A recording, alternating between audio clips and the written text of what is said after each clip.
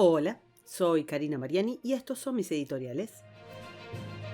El editorial de hoy, de automóviles y gorriones.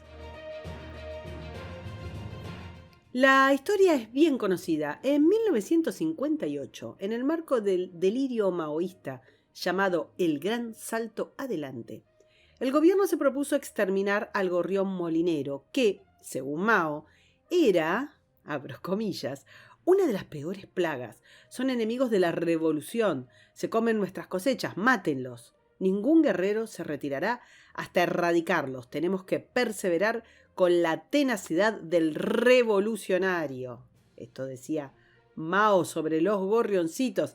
La prensa estatal corrió rauda a validar la medida y denunciaron a cada pajarito porque se comía 4.5 kilos de grano al año. Comida que, según el régimen de Mao, se le quitaba de la boca al pueblo, razón por la cual, matando gorriones, se podría alimentar a muchísimas personas. Para exterminarlos, se obligó a la población a golpear ollas y cacerolas hasta que los gorriones cayeran muertos de agotamiento. También se utilizaron espantapájaros, veneno, piedras, munición de fuego y se destruyeron los nidos. Un grupo de gorriones encontró refugio en la embajada de Polonia. Entonces el ejército chino rodeó la sede diplomática durante 2 días, aporreando tambores hasta que murieron los plumíferos refugiaditos. Otros animales fueron víctimas del uso de venenos, como lobos, conejos, serpientes o perros. Como consecuencia, las plagas de las que el gorrión era predador arrasaron el campo y acabaron con tantas cosechas que se provocó la gran hambruna. Un par de años después, Mao se dirigió al pueblo nuevamente, ordenando ahora que se olvidasen del asunto.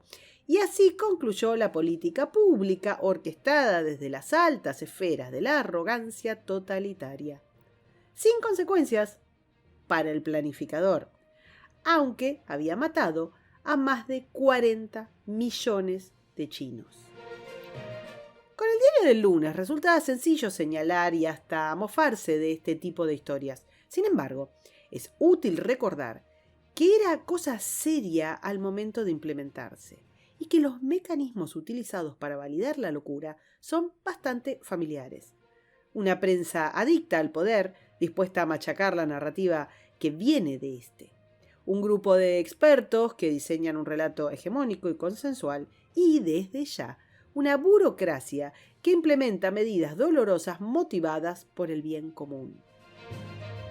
Los gorriones actuales son el denostado mundialmente coche particular, el auto propio, sobre el que pesan toda clase de acusaciones y políticas diseñadas para restringirlo. Muy dura la comparación, ¿les parece? Veamos. Parafraseando a la exitosa película, podríamos decir que por esas casualidades locas, todos en todas partes al mismo tiempo apoyan la eliminación del coche propio. Curiosamente, quienes jamás usan el transporte público ni caminan habitualmente por la calle, vale decir, políticos de toda la haya, miembros del Foro Económico Mundial, de la Unión Europea, de las distintas agencias de ONU y otros burócratas iluminados, barruntan una serie de soluciones mágicas para reemplazar al automóvil particular, y el castigo a quienes persistan en la posesión de uno de estos objetos es cada vez mayor. Los ingenieros sociales llevan años tratando de sacar a los coches particulares del espacio público, y es una trampa creer que se trata de la eliminación del motor de combustión a favor de los coches eléctricos. La realidad es que la apuesta por la electromovilidad es solo una distracción, una engaña pichanga que permite introducir la idea del fin de la movilidad propia. Es a eso a lo que van. El plan es que, en pocos años, no se permitan vehículos con motores de combustión y que solo se autoricen aquellos cuyos motores sean considerados neutros. ¿Neutros por quién? Por alguna autoridad burocrática, obviamente. Esta decisión choca con la posibilidad de que el libre juego de la demanda y la innovación continúen mejorando la eficacia energética de los automóviles. Si desde el poder se condiciona la inversión y la investigación, se anula todo desarrollo posible. Por ejemplo, los primeros automóviles tenían muchísima menos potencia y seguridad que los actuales y consumían muchísimo más combustible, contaminaban más. La exitosa evolución hacia los coches actuales fue el producto de la libertad de mercado y no de una ley pensada con los pies. ¿Quién sabe qué posibilidades podría tener una futura industria automotriz que buscara libremente nuevas y más eficientes alternativas? ¿Están buscando realmente los políticos mejorar nuestra situación? La electromovilidad es una especie de zanahoria que se vende como la solución, aunque es una fantasía cuyos alcances no están siendo especificados. Poco dicen las autoridades sobre los problemas que actualmente implica una transición abrupta. De hacerlo, es posible que los ciudadanos entendieran la distopía a la que los están llevando. Popularmente se habla de terminar con la dependencia de los combustibles fósiles sin acertar acerca de la dependencia que significará depender, valga la redundancia, de las tierras raras necesarias para la construcción de baterías. Y tampoco se mencionan las condiciones de extracción de esos materiales.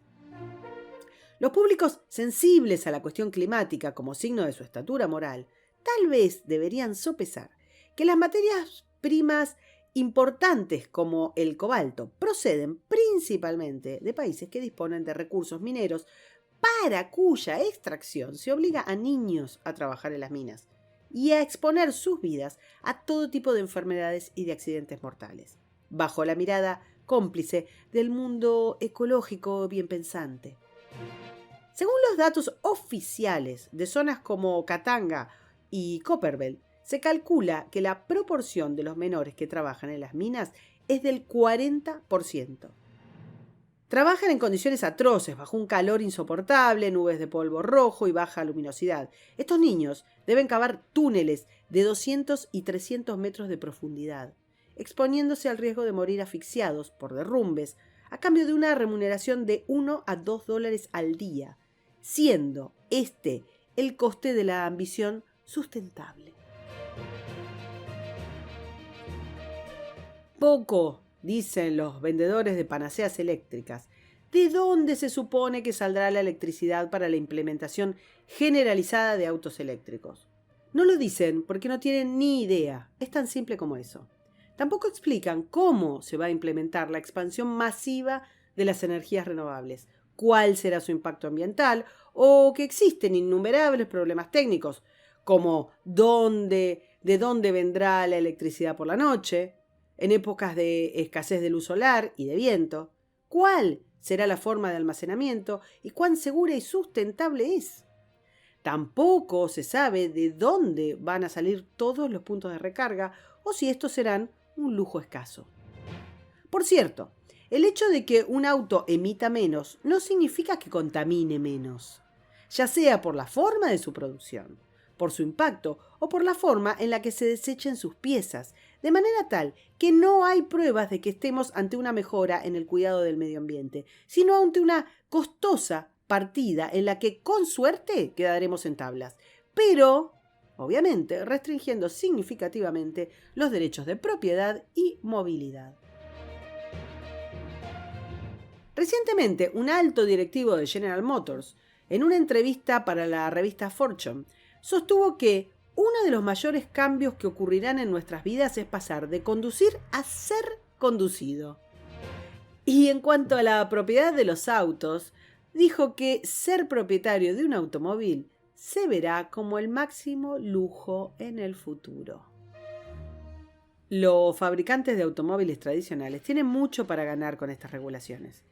Es debido a dichas regulaciones que los modelos baratos están desapareciendo del mercado, elevando, además, los precios del mercado de segunda mano. Han convertido la fabricación de automóviles en una actividad muy cara.